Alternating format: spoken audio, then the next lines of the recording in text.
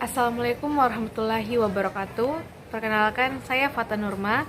Di sini saya akan menjelaskan salah satu materi dalam mata kuliah Ilmu Bahan Listrik mengenai bahan isolasi cair. Apa yang dimaksud dengan bahan isolasi? Bahan isolasi atau bahan isolator merupakan bahan yang digunakan untuk menyekat atau memisahkan bagian bertegangan listrik dengan bagian konduktif terbuka maupun netral yang dapat membahayakan apabila tersentuh oleh manusia. Asal bahan isolasi ini terdiri dari anorganik, organik, dan sintesis. Nah, bahan isolasi ini terbagi menjadi 3 wujud, yaitu bahan cair, bahan gas, dan bahan padat. Untuk kali ini, kita akan membahas mengenai bahan isolasi cair. Bahan isolasi cair merupakan isolator yang berbahan dasar minyak yang terbagi berdasarkan bahan pembuatannya. Fungsi dari bahan isolasi cair ini selain sebagai pemisah atau penyekat antara bahan bertegangan tinggi, tetapi bahan isolasi cair ini berfungsi juga sebagai pendingin sehingga banyak digunakan pada peralatan transformator, switchgear, dan pemutus tenaga. Adapun syarat digunakannya bahan isolasi cair ini yaitu memiliki tegangan yang tembus serta memiliki daya hantar panas yang tinggi.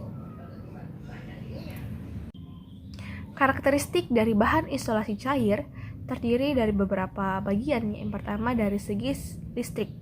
Dari sifat listrik, bahan isolasi cair memiliki kemampuan untuk tidak mengalami ketembusan dalam kondisi tekanan listrik yang tinggi. Kemudian, resistivitas suatu cairan dapat digolongkan sebagai isolasi cair bila resistivitasnya lebih besar dari 109 ohm meter. Kemudian, perpindahan panas.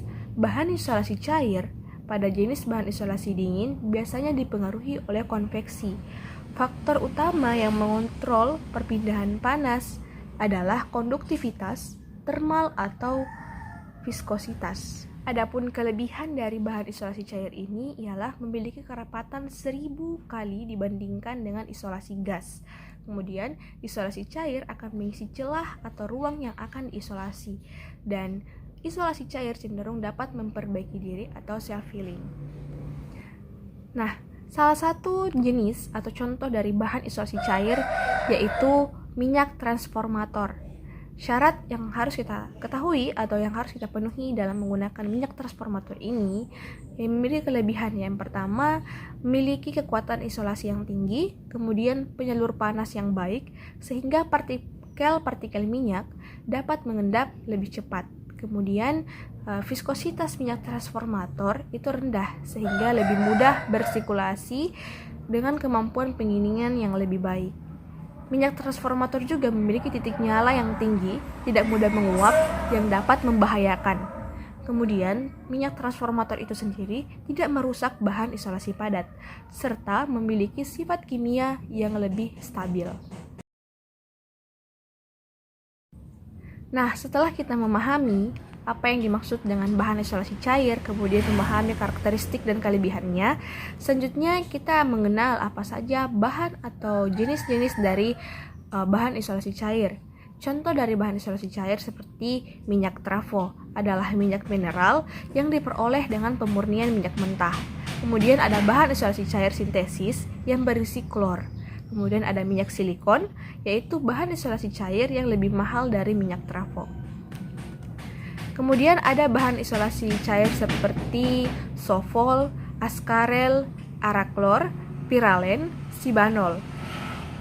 Kelima jenis ini merupakan bahan isolasi cair yang tergolong sintesis, serta ada juga minyak silikon. Baiklah, itu saja penjelasan saya mengenai materi bahan isolasi cair. Semoga apa yang saya sampaikan bisa bermanfaat. Mohon maaf apabila terjadi kesalahan dalam segi pengucapan maupun dari segi konten. Wabillahi taufiq wal hidayah. Wassalamualaikum warahmatullahi wabarakatuh.